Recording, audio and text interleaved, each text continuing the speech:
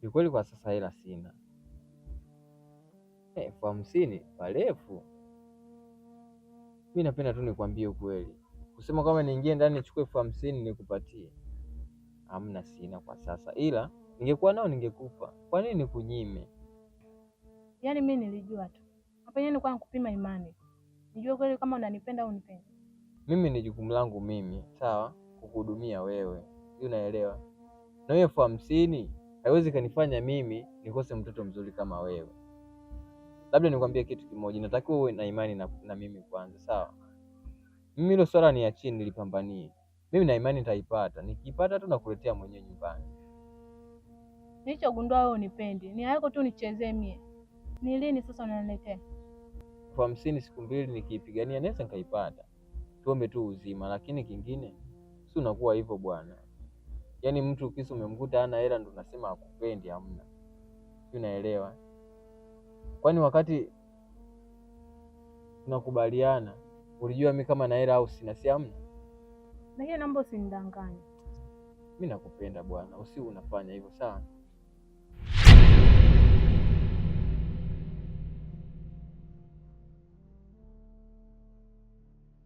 Shida, naomba umsaidie.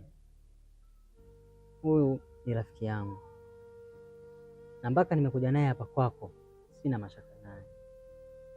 Hivyo ndugu yangu, nilikuwa na shida. Huyu rafiki yangu ana shida, nilikuwa naomba umsaidie. Sasa sijaelewa hiyo shida ipi? Shida yenyewe ni ya hela kaka. Mimi kuna mambo kidogo, mambo yangu hajaenda sawa. Natakiwa nifuatilie mambo ya fomu, maana sio kwamba hela haipo. Ipo, lakini ipo kwenye akaunti yangu. Akaunti yangu nayo imefungwa. Unaelewa? Kwa nilikuwa na shida tu na 50,000 niweze kufuatilia hizo issue. Nitakapofanikisha hilo swala nakuletea pesa yako. Pia unatakiwa muamini ndugu yako, kwa sababu mpaka namfuata namuomba hela anasema hana, ananileta kwa ndugu yake, ni kwamba ananiamini. Unaelewa? Ukiachana na maisha ya sasa hivi hapa unapotuona, maisha ya nyuma tushaishi vizuri tu. Kwa sidhani kama nakuwa hana imani na mimi ndio mpaka anilete kwa ndugu yake. Sasa ndugu yangu, umeongea yote, mimi nimekuelewa, na nadhani sasa hivi unaona hichi kipindi ni kigumu. Yaani cheza kote, lakini usije ukacheza katika pesa. Pesa ni ngumu. Huyu unaposema kwamba rafiki yako ana shida, nataka nimsaidie hiyo pesa kwa kipindi hiki, na unajua kwamba mimi wiki ya mbele nadaiwa kodi, ndugu yangu, ni kweli itakuwa ngumu sana ndugu yangu. Nisikilize ndugu yangu, kama unaniamini mimi ndugu yako, basi hata huyu rafiki yangu muamini, na mpaka nimetoka naye nimekuja naye hapa, manake mimi namwamini na namjua vizuri. Alafu ndugu yangu, mimi wewe siwezi kuingiza mkingi hata siku moja. Hivyo naomba umwamini tu rafiki yangu, huyu hana tatizo lolote, yuko fresh. Labda nikutoe wasiwasi, kwa sababu umesema hivi karibuni unaenda kulipa kodi. Mimi hiyo pesa ukinisaidia leo, siku ya 7 tu nakuletea hela yako. Yaani haijalishi, yaani siku 7 tu zikishaisha, tena asubuhi na mapema, sio mambo ya mchana sio jioni. Asubuhi mimi mwenyewe natia mguu hapo. Hiyo ni sawa bwana Ali, lakini ndugu yangu tambua bwana Ali, pesa haina undugu. Pesa hii watu wanaweza kupigana visu na wakauana, na ndio maana nasisitiza, pesa imekuwa ngumu. Naweza nikajitolea hapa kumsaidia huyo, alafu mwisho wa siku hela yangu mimi imeenda na maji. Mimi kwa mwenye nyumba nitamwambia nini? Hela iweze kutoka. Ndio maana nikawa nimemfuata huyo rafiki yangu, yaani mpaka ananileta hapa ni kwamba ananiamini.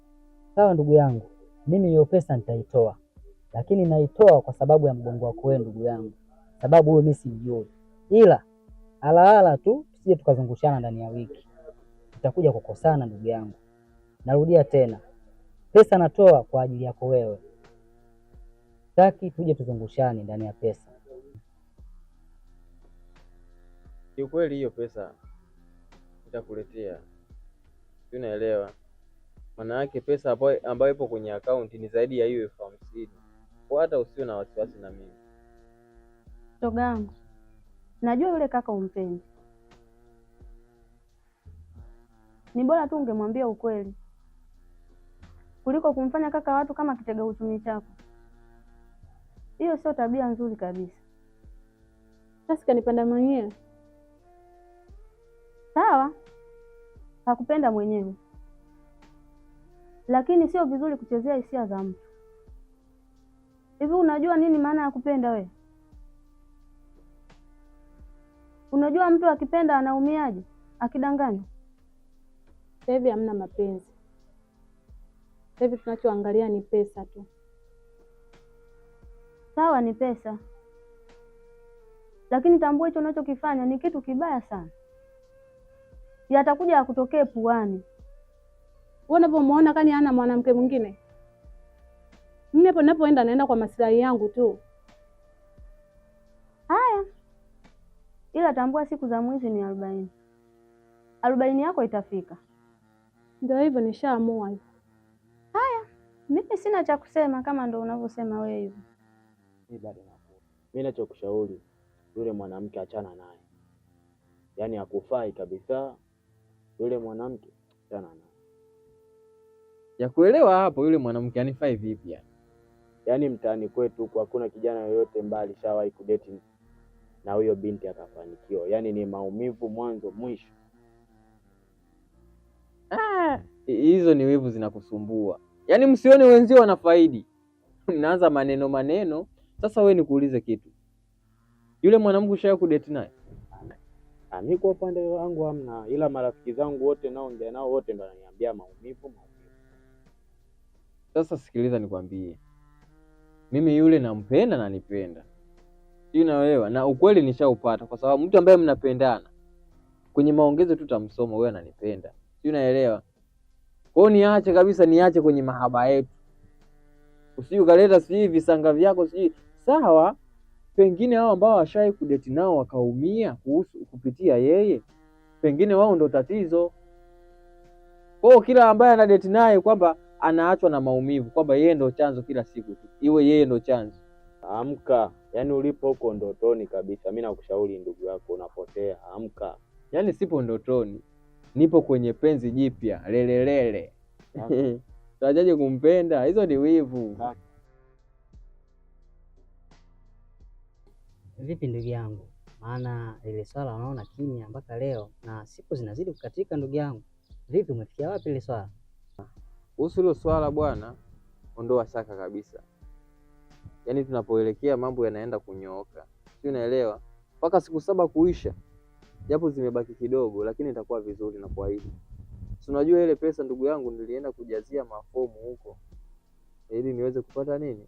Hela na mimi. Sio unaelewa? Kwa hiyo nimefanikisha kila kitu. Yaani hizo siku 7 tu nitapata hela, nitakamilisha ndugu yangu. Alafu kingine natakiwa umuondoe hofu ndugu yako. Sio unaelewa? Kwa sababu wewe ndo nakujua mimi, ndo maana aliweka ugumu wa kufanyaje wa kutoa hiyo hela. Lakini muondoe shaka kabisa. Yaani mimi pesa itapatikana. Na kama unavyojua ndugu yangu, unajua mimi nakuamini sana. Na mpaka ikafikia stage ya kukuamini wewe kupeleka kwa ndugu yangu kupata ile pesa. Ndio nimekusamini sana. Kwa hiyo nataka kusema fresh, ndio? Wewe ni rafiki yangu wa kushibana. Sio unaelewa? Ndio maana nilipopata shida tu nikakukimbilia. Na wewe ukasema hauna. Kwa hiyo ungekuwa huna thamani kwangu, ungesema hauna tu ikaisha, lakini uliweka utu na kunipeleka kwa ndugu yako. Sio unaelewa? Kwa hiyo ndugu yangu unaniahidi kwamba hautoniangusha kwa hili swala, ndio? Yaani kabisa, yaani hilo swala limenyooka, pesa itapatikana. Alafu pia nisiwezi nikakuacha hivi hivi kwa sababu wewe ndio umefanya mimi nitatue nini? Shida zangu. Kwa hata wewe nakupa tu hata kidogo, chochote kitu.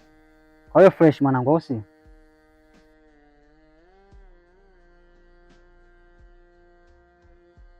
hivi ndugu yangu, mbona nataka tuletane magumashi tena? Mmesema asubuhi mpaka sasa hivi mchana, sasa huu naona kimya, sipati majibu yoyote. Hiyo pesa yangu inakuwaje ndugu yangu? Hamna ni bwana ndugu yangu, ni kweli sema huenda tu rafiki yangu itakuwa kuna dharura kidogo kapata, lakini usiwe na wasiwasi, ondoa shaka kuhusu hilo. Hela yako nipata ndugu yangu. Harakati hizo harakati gani bwana Ali? Wewe unajua kabisa mimi kesho kutwa hapo natakiwa nilipe kodi ya watu, alafu unaniambia harakati. Na tumeahidiana leo asubuhi, sasa mpaka sasa hivi mchana, na napoendea mpaka jua litazama. hela yangu jamani, mimi nitaipata sipati? Mbona mimi naona kama mnanichanganya jamani? Naelewa ndugu yangu, lakini kuwa na subira Yaani wewe niamini ndugu yako. Mimi na imani huyu mshikaji kuna sehemu labda kidogo kapata dharura, lakini na imani kwa sababu leo aliahidi ni uhakika ndugu yangu, sio na wasiwasi. Mimi nakuamini ndugu yangu, lakini sema mpaka dakika hii mimi siwezi kukuamini. Na ndio maana hata siku ile ulipokuja naye nikawa na mashaka tu. Nilitaka nistoe, lakini nikakunjua nafsi yangu kwa sababu ya kwako wewe ndugu yangu. Nilijua kutakuwa usumbufu kama usiupati, lakini mpaka dakika hii naona siwaelewi ndugu yangu. Ile pesa bwana, tutakuja kukosana ndugu yangu, mimi nakwambia ukweli. Basi ndugu yangu tumpigie.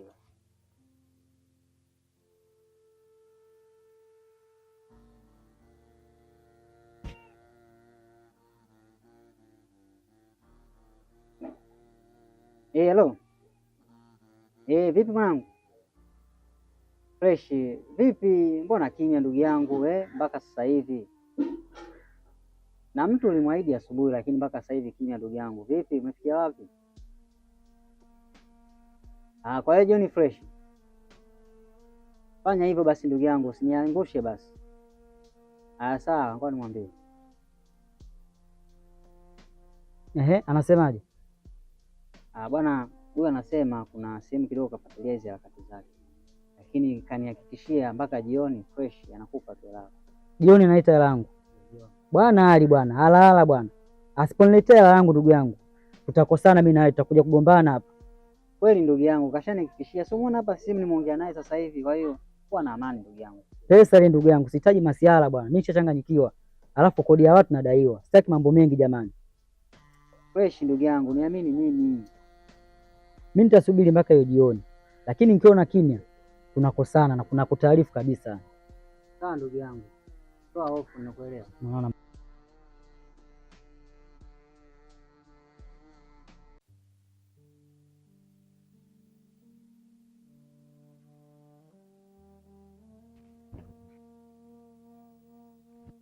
Odi. Oya Jeikani. Oya Jeikani. Jeikani. Oya Jeikani. Wewe atakuwa wapi ujamaa wako? Mbona odi zinakuwa nyingi? Ndugu yangu, huyu utakuwa katoka mshikaji, lakini mimi na imani haipo mbali. Hayo ndo magumashi nilikuwa nakataa ndugu yangu, najua. Tokea mwanzo ndio maana nilikuwa nasita kutoa hela yangu. Wewe kanihakikishia jamaa wako namwamini. Si umeona mambo ya usumbufu kama hao unakuja kugonga kwa watu hapa asubuhi na mtu aonekani bwana. Mimi hivyo vitu ndo nilikuwa sivitaki uje ndugu yangu. Mimi pesa sijaokota ile. Pesa nimetafuta kwa shida bwana. Alafu mimi nasumbuliwa kule uje bwana Ali. Sasa ndugu yangu, mbona unakuwa kama hivyo unaanza kufoka Tumekuja hapa tumemuita mshikaji. Tumeona kimya. Mshikaji katoka. Usimfikirie vibaya bwana ndugu yangu. Ila mimi na imani huyu mshikaji hajaenda mbali, ila yupo. Kwa hiyo umetoka tokea huko unanileta hapa. Maana unajua mtu katoka afu unanileta hapa. Au ndio unataka kunidhulumu hela yangu? Unataka kunidhulumu hela yangu? Kwa hiyo na maana ndugu yangu uniamini mpaka unaanza kuongea hatua hiyo. Na sasa yani unahisi kama unatapeliwa hela yako au mmenilia njama nyinyi hela yangu nini? Sema nini ujue? Mimi sitokubali. Yaani hela yangu lazima mtanipa. Hiyo isivyo yani.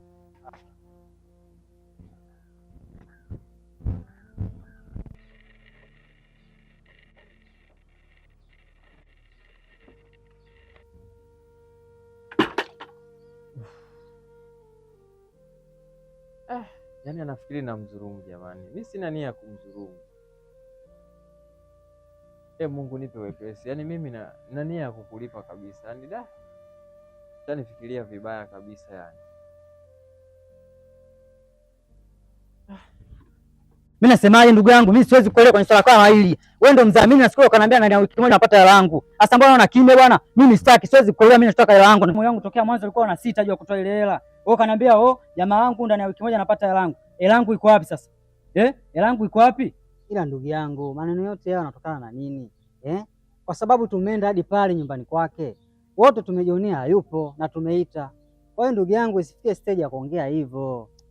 Kiukweli katika pesa hii mimi sitaki masiala. Na unajua mimi najaiwa kodi na mwenye nyumba. Na mmenipa hadi wiki moja langu mnanirudishia. Hivyo tutakuja kugombana. Mimi ninachotaka ni pesa zangu bwana. Tutakuja kukosana ndugu yangu bwana. Mimi naye mapacha. Lakini ninapoendelea tutakuja kuvurugana bwana. Pesa ile mimi sijaokota bwana. Mwenyewe nimeipata kwa shida ile. Mimi nasumbuliwa na mwenye nyumba bwana kwa sababu jamaa wako bwana. Mimi nataka hela yangu bwana. Naomba nenda kamwambie nataka hela yangu bwana. Sasa ndugu yangu, kwa hilo ndo tatizo. Mbadilika ndugu yangu, usiwe hivyo. Yaani wewe niamini mimi. Isifikie lawama ya kufikia mpaka una hatua kuongea hivyo. Tumeenda pale tumeita wewe hayupo. Kwa Kwa hiyo ndugu yangu, mimi nachokuomba usifike stage hiyo bwana, kupaniki, kugombana. Sisi ni ndugu. Alafu chengine, niamini mimi ndugu yako, usiwe na pressure naye yule. Mimi namwamini. Simesema ndani ya wiki napata hela yangu. Sasa mbona naona siku zinazidi kusogea? Sasa sikia nikwambie kitu kimoja. Tutakuja kugombana. Ninachotaka mimi ni pesa zangu. Yaani ninapoendea tutakuja kushikana mashati. Nataka hela yangu. Ukikutana na jamaa wako, mwambie nataka pesa zangu. Nimemaliza. Na sitaki masuala kwenye hela zangu nakwambia.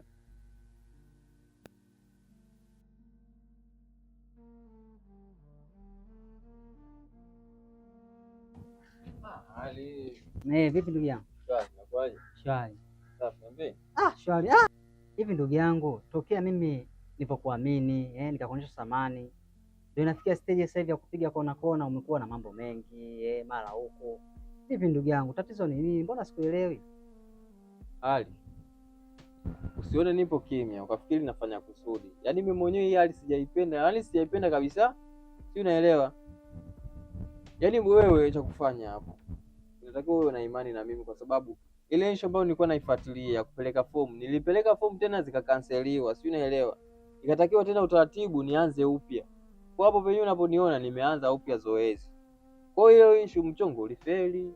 Si unaelewa? Lakini muaminishe kuwa mimi nikipata na hata kama ndugu yangu, taarifa ni muhimu, Yaani unashindwa mimi kunitafuta rafiki yako kweli? Sasa angalia ulichosababisha mpaka inafikia stage, yani nagombana na ndugu yangu, nataka tupigane. Yaani hiyo yote kwa sababu nimeonyesha moyo wangu kusamini ndugu yangu, Kweli? Inafikia sisi tunakunjana na ndugu yangu. Kwa nini ndugu yangu lakini unanifanyia hivyo? Kwanza naomba nitangulize samahani kwa nyie kuwagombanisha kuhusu hiyo pesa. Sawa? Na kingine, mimi nashindwa kukutafuta nikupe hizi taarifa kwa sababu yaani leo hii hapa niseme nakuja kukutafuta afu hiyo hela sijaipata. Yaani naona kama roho yangu yani inakataa. Si unaelewa? Yaani inaniuma kwamba nikutafute nikwambie bwana sijapata hela. Hali ya kuwa wewe unajua kabisa nikishakupata hiyo labda ndo nimeleta hela. Si unaelewa? Lakini mimi nikipata hela, yaani napambana. Usinione kwamba hivi kwa fikiri nimekaa. Napambana hilo swala na imani tu Mungu atasaidia. Mimi naomba ujitahidi bwana, ili vikwazo hivi viishe, maana nafikia stage mimi na ndugu yangu mpaka tuongee. Tunanuniana. Yaani chote kwa sababu mimi kuonyesha upendo kwangu tu, kusamini na kukuamini. Afu ndugu yangu chengine, mtu akuonyesha thamani, basi hebu weka naye thamani. Usijisahau bwana ndugu yangu, usiwe hivyo. Sawa? Mimi hiyo pesa namlipa. Yaani wewe mwambie sawa japo na una kero. Lakini imani tu, weka imani na kila kitu. Mpenzi, vipi sasa ile hela niliyokuomba? Wewe bwana unanivuruga sasa. Wewe hauna mada nyingine, ni hela. Mimi sasa usichokijua ile 50 yenyewe bado nadaiwa huko. Bado unaniomba hela. Nishakwambia hela sina. Sasa mimi nakuchanganya vipi? Wewe ndio chanzo uoni? Sasa mimi nisipokuomba hela nimwombe nani? Hasa unaniomba kwa kunikomoa sasa, na huombi hela ndogo. Huwezi ukaomba 5,000. Ukiomba hela ndogo 30,000, 50,000 jamani. Uombe hata 5,000 basi. Lakini nimekuomba na shida nayo hiyo pesa. Una shida gani? Shida gani kila siku hela nyingi hivyo? Kwa hiyo hela unanipa unipi? Au unipendi? Nishakwambia hela ningekuwa nao ningekupa. Wewe mwenyewe unanijua kabisa nikiwa na hela. Wewe unipendi? Kwa nini unanichuna hela nyingi hivyo? Yaani ukija hela, kameenda kakarudi hela. Yaani hujawahi kuja tukaongea mada zingine, ni hela. Basi siku ukipata hela utanifuata.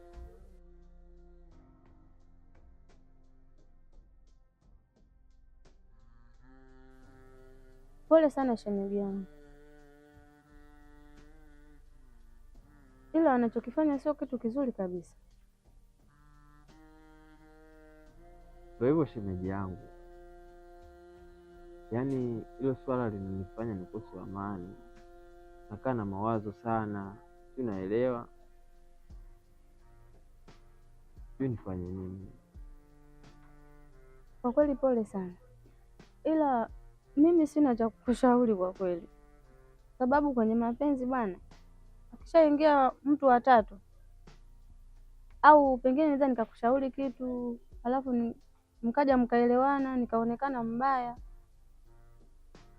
Mimi nilikuwa nakuomba tu shemeji yangu, pata moyo wako unavyotaka. Nachokisema ni sahihi, kwa sababu mapenzi kweli ni ya watu wawili, unaelewa. Lakini mimi sina nia ya kwamba wewe ukienda kuongea naye kwamba ndio utakuwa umetuingilia kwenye mapenzi yetu na kuharibu. Hapana, so mpaka sasa hivi ni doa lishaingia sasa, si unaelewa? Hayo yote nimeamua kukwambia kwa sababu wewe ni rafiki yake wa karibu sana, na ukiachana na rafiki yake, wewe ni mwanamke mwenzio yule, si unaelewa? Jaribu kuongea naye basi hata kidogo tu, pengine anaweza akakusikiliza na akakuelewa, ikawa nafuu kwa upande wangu shemeji. Haya, ila mi nitajaribu kuongea naye nione ataniambia nini au atasemaje. Nashukuru sana shemeji yangu. Bado tumeenda kumuomba ule kaka hela hivi, umuonee huruma? Ndio nimeenda kumuomba. Kwani wewe inakuma nini? Kwa sababu kaka wa watu zile hela alizokupa alienda kukopa. Hapo kwenyewe anaishi kwa kukimbia kimbia, anawakimbia wale wanaomdai. Kwani mimi nimemlazimisha kwenda kukopa? Sikakopa mwenyewe, kaenda mwenyewe kwa miguu yake. Nimemlazimisha mie? Pesa. Mbona umekuwa na roho ngumu hivyo?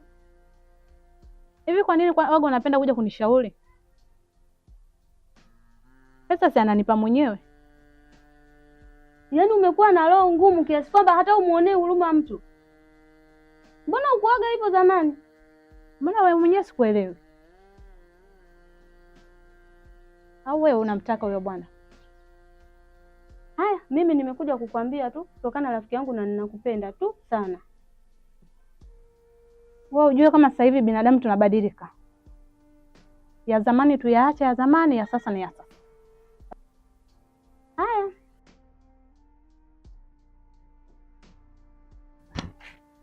Shemeji vipi? Safi. Samani shemeji. Vipi, mbona sasa hivi mshikaji simuoni? Yaani kawa busy hata mtaani simuoni. Kwa nini shemeji? Wewe muone? Yaani simuoni kabisa mtaani. Kwani uko wapi? Sasa hivi anafanya kazi zake za kujificha ficha tu. Kwa sasa hivi ina maana anajificha. Anajificha. Sasa shemeji, ina maana mimi nimefanya kosa kubwa sana kumdhamini, kumpeleka kwa ndugu yangu akapatiwa pesa hivi kweli? Kwa hiyo ndio mmempa pesa. Yaani nyinyi mkamwamini kabisa mkamkopesha. Ndio. Kwa hiyo shemeji, ina maana ni samani nilomuonesha mimi ndio mwisho wa siku anafanya hivyo, si ndio? Sio msimwamini kumkopesha pesa. Makubwa. Tena jiangalieni. Shauri yenu. Alamba.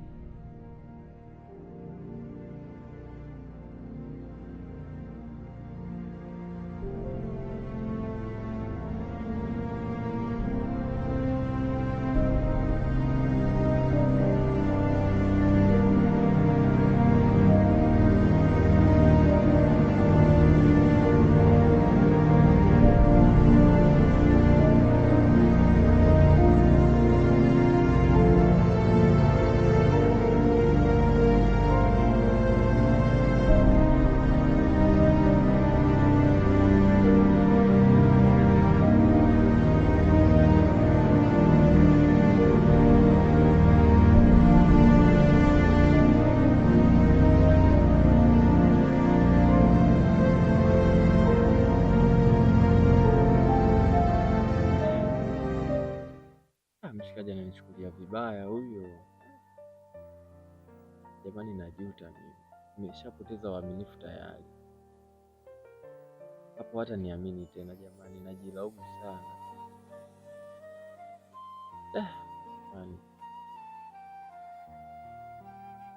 Kikweli najuta. Mungu nifanyie wepesi.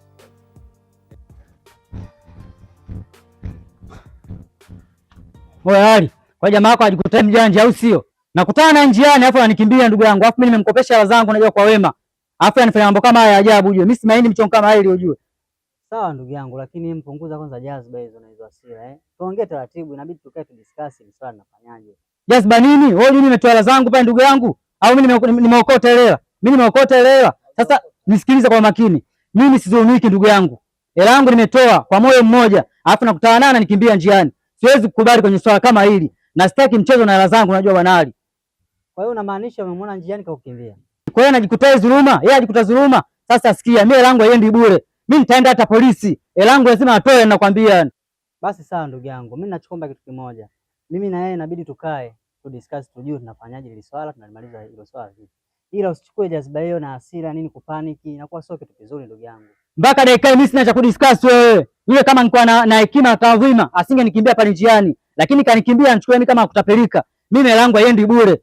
Na nakwambia polisi nitaenda. Na kama polisi wakishinda kunisaidia, mimi nitajua nini nitajili naye vipi nimalize wewe. Polisi wanachukua masiara kaningalo zangu, atarudisha tu hela yangu.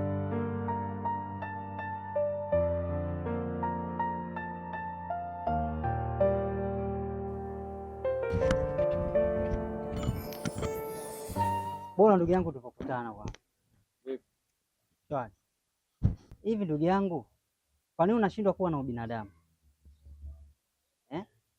Na kwa nini hauna utu katika vitu vya watu? Hivi ina maana mimi kukudhamini ndio imekuwa kosa kwangu? Na inafikia stage unaanza kukimbia kimbia mwenyewe, unakimbia watu, si ndio? Ni kweli ndugu yangu Ali, mimi mwenyewe sikimbii kwa kupenda. Yaani hii hali inanitesa kabisa yani. Najua ni ngumu kuamini hali. Unajua kwa nini nimekimbia? Yaani najiona mwenye hatia kwa sababu sina cha kumueleza anielewe. Si unaelewa? Yaani nakosa cha kuongea ili anielewe kwa sababu yeye mwenyewe ashaona sasa ni Uswahili. Mimi mwenyewe hiyo hali inaniumiza sana ndugu yangu. Ila cha kufanya mimi ile swala nalipambania. Hata kama ndugu yangu unakosa cha kuongea, lakini isifike stage unaanza kukimbia kimbia mwenyewe. Sawa? Na kukimbia kimbia sasa unajenga faida gani mpaka hapo? Zaidi ya kutoa uaminifu, na siku zote katika maisha ukishakuwa na mzunguko wa kukimbia kimbia watu kama hivyo, ukidhaminiwa, unakuwa upati faida lolote. Labda nikwambie tu kweli, mimi kinachoniuma ile pesa, kuna demu nilimpelekea, alikuwa demu wangu. Mpaka sasa hivi tunavyoongea tushavurugana, hatuelewani. Yaani hicho tu ndo kinaniuma. Yaani ile pesa sijala hata 1000.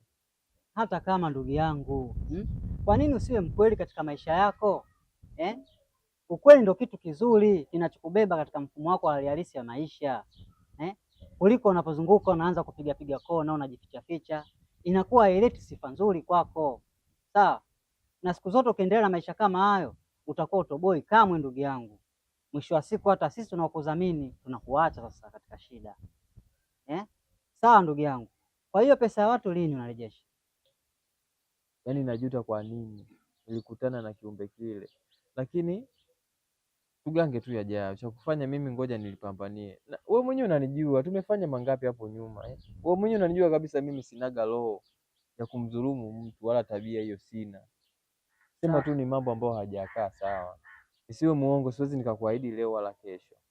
Nikipata muda wote tu mimi nakurejeshea kwa sababu mimi mwenyewe sipendi kudaiwa. Hata ikitokea kwamba ndo nimeokota, mbona nakuja kulipa deni ndugu yangu ili niwe huru. Sawa ndugu yangu, nisikilize kitu kimoja. Hebu jitahidi kwanza, tafuta pesa watu ulete. Sawa? Hiyo michezo ya kona kona naomba uache. Yaani sijapendezwa kabisa na tabia. Haina shida ndugu yangu.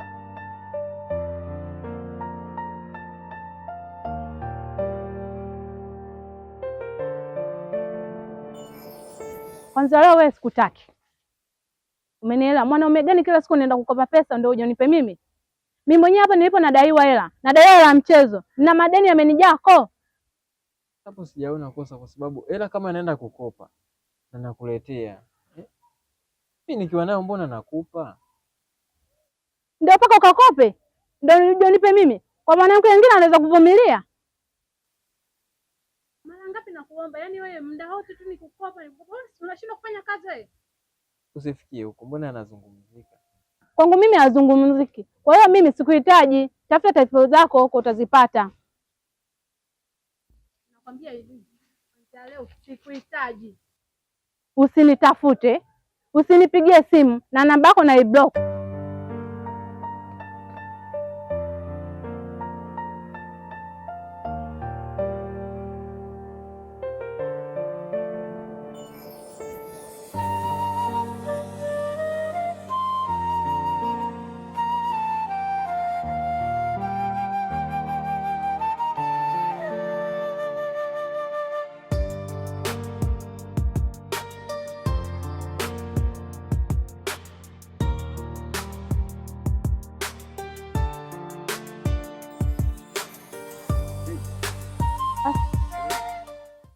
Asante shemegi.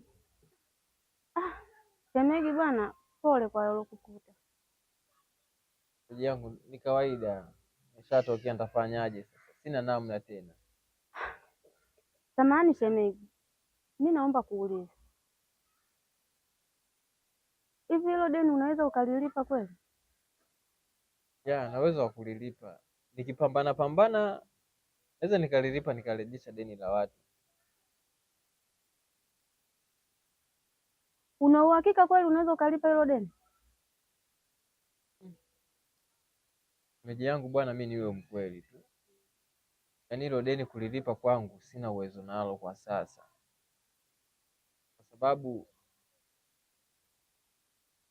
nakosa uhuru hata wa kwenda kutafuta hela. Unaelewa sasa hivi mambo yangu nayo hayaendi, naelewa, michongo hamna. Yaani kiukweli kwa sasa na hali ngumu sana, yaani nimekosa amani kabisa, nishapoteza uaminifu kibao huko mtaani tena. Sio kama hivyo shemeji yangu, yaani kusema kwamba na uwezo nalo kwa sasa, hapana. Sawa, mi nilikuwa naomba nikulipie hilo deni. Kweli Jamani, mi nitoke kote huko mbali nije hapa afu niseme kitu ambacho sina uhakika? shemeji yangu, tashukuru sana, tashukuru sana, yaani sana. Unajua wewe mkarimu sana, yaani shemeji, unaonesha kujali kabisa, yaani rafiki yako angekuwa hivyo, yaani tungefika mbali sana.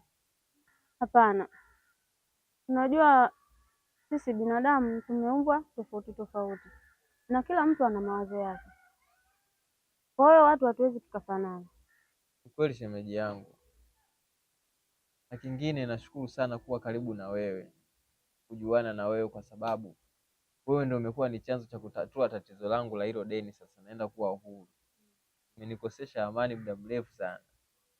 Basi usijali, tuko pamoja. Haya, mi naondoka. Sasa karibu sana. Haya.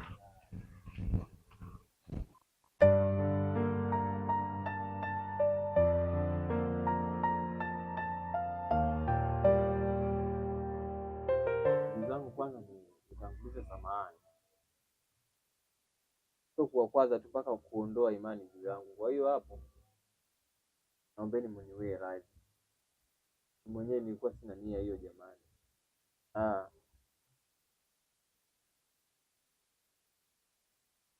Kuna kiasi hapa ndugu yangu, pesa hii hapa, sinaelewa. Mimi nashukuru sana ndugu yangu. Jamani, mimi nilikuwa sina nia hiyo, kama tu ndo mambo yaliingiliana, nilipotarajia tena pakawa pamefeli, ndo mpaka kufikia hatua hiyo. Mimi mwenyewe nilikuwa sikimbii kwa kupenda, chanzo cha kukimbia mimi nilikuwa yani nakosa namna gani ya kujieleza unielewe, kwa sababu ingekuwa ngumu kunielewa kulingana na siku zishapitiliza, naona wakipiga chenga, lakini nia yangu mimi sio kudhulumu. Hata huyo ananielewa vizuri mpaka kunileta kwako. Kwa naombeni muwe na imani. Ni kweli ndugu yangu, sema ngoja kwanza nikuelimishe hapo kidogo. Unajua ndugu yangu, hawa wanawake sio watu wa kuamini sana. Sahihi. Nadhani mwenyewe unaona kilichokukuta. Kweli. Na chengine ndugu yangu, yale maisha ya nyuma uliokuwa unafanya ya kupiga kona, mara kimbia kwenye picha, yale yalikuwa sio maisha mazuri. Haya, so unaona sasa kama leo mambo mazuri, umerudisha pesa ya watu kwa wema, roho safi kama hivyo. Haya sasa ndugu yangu, ndo maisha ya kuishi nayo. Unajua yaani kwenye maisha nyoka hivi ndugu yangu, na ukweli ni muhimu, ndo utakusaidia wewe. Unanielewa ndugu yangu? Kupata. Kwa hiyo tu ndugu yangu, kushauri sisi tunasema kitu kimoja. Sisi tunashukuru sana ndugu yangu, umempatia pesa yake kwa wema, ni jambo jema. Ndugu yangu, mimi nashukuru sana, na wala sikutegemea kwamba kama hii hela leo nitaipata, ila cha kukwambia mimi ni kitu kimoja ndugu yangu, wanawake hawatabiliki. Wanawake ni kama wadudu, mimi nawaona. Yaani mwanamke ni dakika ya mwisho, ni kama mpira, unaweza kupiga teke hapa ule kule kwa dakika mwingine. Yaani namaanisha ya kwamba usiwe nao karibu. Anaweza akawa na wewe kuonyesha mapenzi, kumbe lengo lake tu achukue hela zako, afu mwisho wa siku kama matatizo haya unayapata yeye mwenyewe hayupo. Sasa ndugu yangu, kuwa makini sana katika swala hilo. Yaani kiukweli nikikumbuka mambo yaliyopita naona mpaka aibu, lakini endelea kuwa na imani na mimi. Nichoke, shida haimkuti mtu mmoja, kesho itakukuta kwako, unaweza ukaja kwangu nikakusaidia. Nadhani wewe mwenyewe ndugu yangu unaona, mpaka mimi ulinikatisha tamaa kwa kuona ile stage zako unavyoendelea, mpaka nikasema sasa huyu mpaka inafikia stage anajificha, anamkimbia. Ishara hii inamaanisha nini? Mimi mpaka nikasema manake inamaanisha wewe unataka kumtapeli, lakini kama hivyo jambo limeisha. Nashukuru kwa kweli.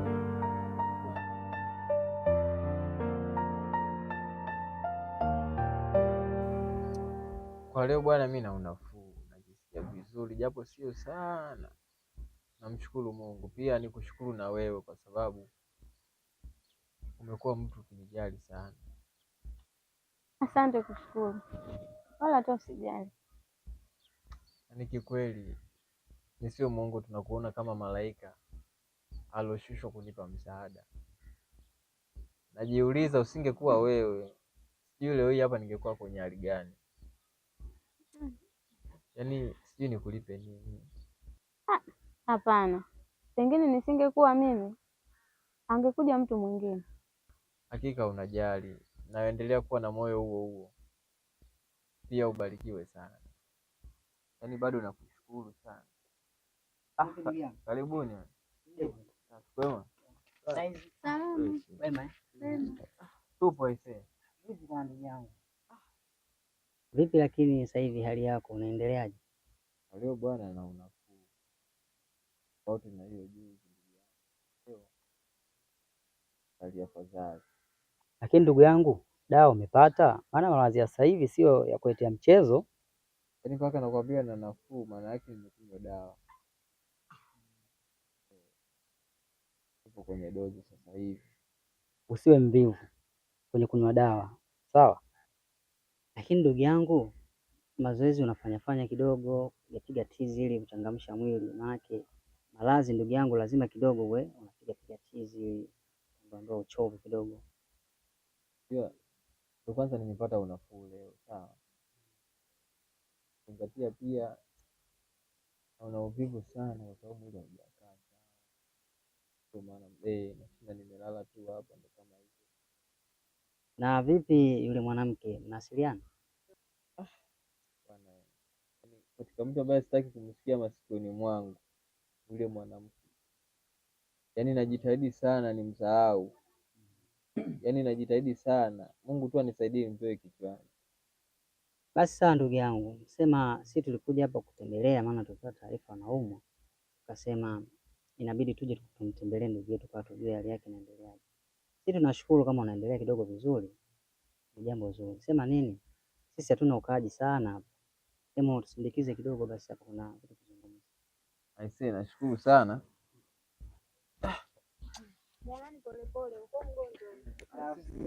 Ngoja niwatoe hawa kwanza, kwa vile wamekuja kunijulia hali hao.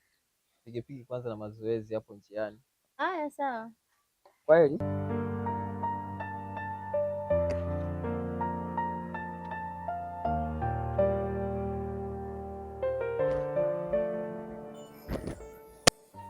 Nisikilize ndugu yangu, nikwambie, unajua mwanamke wa kweli anayekupenda, anayekujali na anayekuthamini lazima akujali kwa kila hali yako uliokuwa nayo. Unaona kama hapo sasa hivi upo katika hali kama hii, lakini kitu cha ajabu, Ana ndio yuko pale, tumemkuta anakusaidia mambo yote, na Ana anakujali katika kila shida yako uliokuwa nayo. Kama hivyo anakusaidia pesa, anakusaidia matibabu, umeona, yaani asilimia mambo mengi anakusaidia hivyo. Ndugu yangu, mimi nataka nikwambie kitu kimoja, kusema ukweli, Ana anakupenda. Yule usichokijua yule, mimi ni kama dada yangu tu, sababu mtu ambaye yupo karibu na mimi kwa kipindi hiki ambacho naumwa. Kwa hiyo sina mawazo hayo, na kingine sio kila anayekujali na kukusaidia aliyakuwa mna jinsia tofauti ukafikiria na kutaka kimapenzi. Kuna wengine wana mioyo mizuri, na hao katika hao wenye mioyo mizuri na yule mmoja wapo. Kwa hiyo ananisaidia tu. Hapo hapo ndugu yangu uliposema kwamba yule ni kama dada yako, hivi umezaliwa naye tumbo moja? Ana? Hapana, wala sina hata undugu naye. Sasa jiongeze ndugu yangu, yule anakupenda. Yaani ndo nakwambia anakupenda yule na ana mapenzi na wewe ya ukweli kabisa.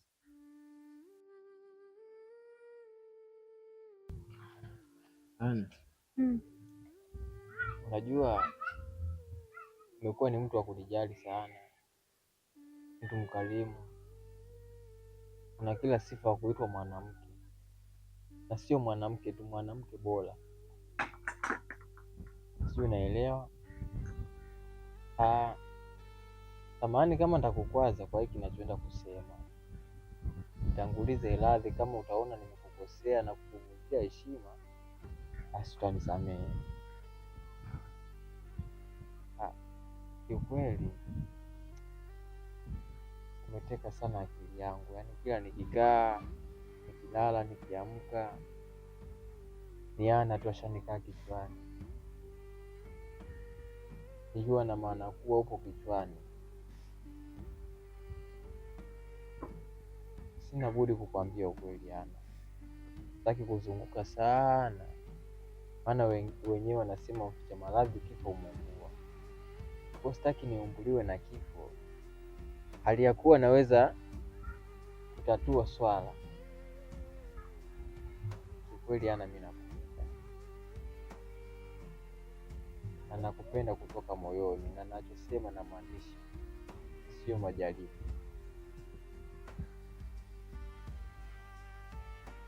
Una uhakika na unachokisema? Ndio, yaani mpaka nakutamkia hayo maneno kwamba nakupenda. Nakupenda kweli, na sidhani kama naweza nisiwe na uhakika afu nikwambie nakupenda. Naomba uniamini. Unajua siku ukirudi kwa Amani. Yaani katika kosa ambalo siwezi nikarudia ni mimi kutoka hapa nilipo kwa hapa na kupata Ama. Unaelewa? Wewe mwenyewe nahisi umeona situation zilizotokea hapo nyuma, vikwazo, kulumbana kila siku. Unaelewa? Mimi kiukweli siwezi nikaishi na mwanamke wa design ile, kwa sababu yule ni mtu ambaye anajali kipato tu na sio mapenzi wala hisia. Ajali kwamba wewe una hisia naye, hapana. Lakini wewe kikweli, na hiyo yote ni sababu tu ya ukarimu. Sawa. Hata mimi nilikuwa nafanya yote haya sababu nakupenda, lakini mtu aliyegongwa na nyoka hata akiona mjusi anahisi ni nyoka, lakini mimi sio mjusi na wala sio nyoka. Mimi ni mtu sahihi kwako. Naomba uniamini, kwa sababu ni mwenyewe nahisi, unajua nimepitia katika situation ya kuumizwa. Kwa hiyo sidhani kama naweza nikakwambia nakupenda nikuumize. So mwenyewe waga naogopa kuumizwa, na maumivu ya mapenzi nayajua. Mimi nilikuwa naomba tuachane na yote yaliyopita, tugange yajayo.